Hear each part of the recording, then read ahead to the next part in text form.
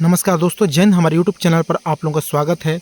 और साथियों, आज हम जो है डीवी की कंप्लीट प्रक्रिया जानने वाले हैं। दस्तावेज डॉक्यूमेंट वेरिफिकेशन यानी दस्तावेज का सत्यापन। अभी हाल ही में वर्ग 3 का रिजल्ट आया है। तो वर्ग 3 चयन परीक्षा में जितने भी अभ्यर्थी चयनित हुए हैं, चाहे वो डीपीआई हो या ट्राइबल, उनकी डीवी प्रक्रिया क्या होगी उसके बारे में।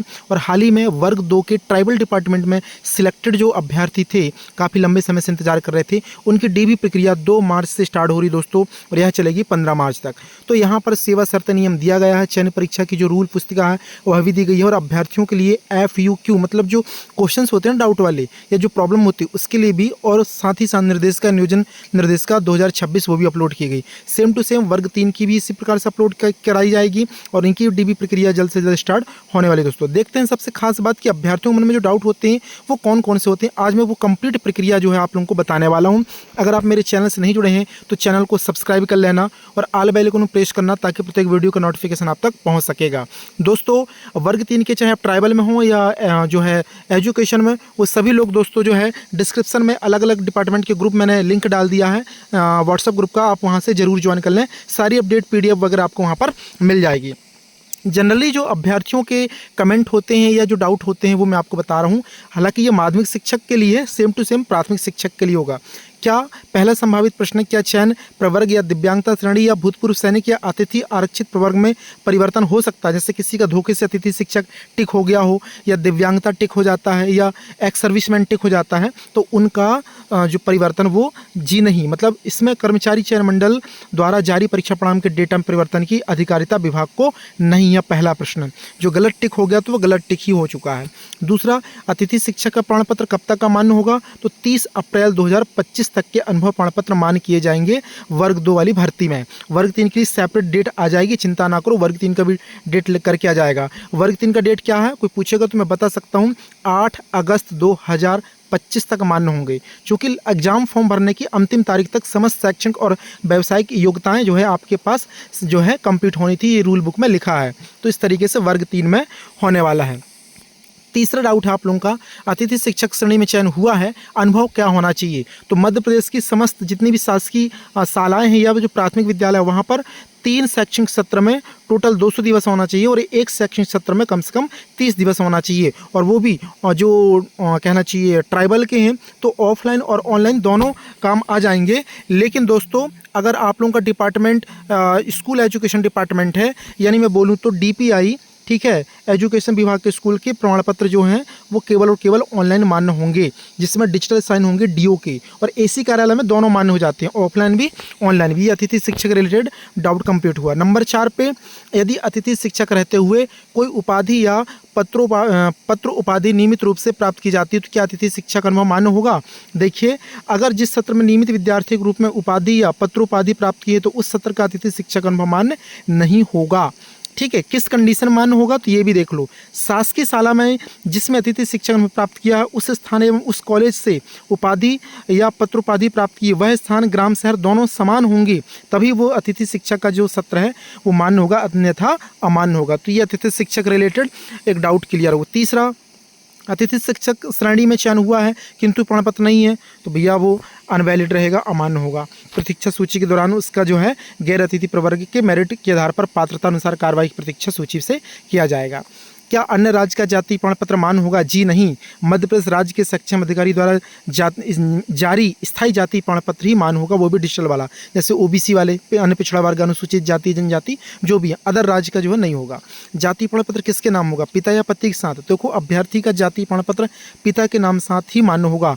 विवाहित महिला का जाति प्रमाण पत्र उसके पिता के नाम साथ बना हुआ प्रमाण पत्र ही मान्य होगा, यानी पति का वाला नहीं चलेगा। जैसे कोई लड़की शादी करा के जाती है ना, तो वो उसमें जो पिता थे उसके, मतलब है ना, तो वहाँ का जो जाति था वही मान्य होगा और पति वाला मान्य नहीं होगा। ये भी एक खास पॉइंट है 7 नंबर पे। सारे डाउट क्लियर होते जा रहे हैं। टेलीग्राम ज्वाइन कर लेना, महाकौशल क्लासेस सर्च करना, वहाँ से ये PDF मिल जाएगी। PEB या ESB में पात्रता परीक्षा में EWS पर टिक किया है किंतु मैं EWS में नहीं आता तो क्या होगा?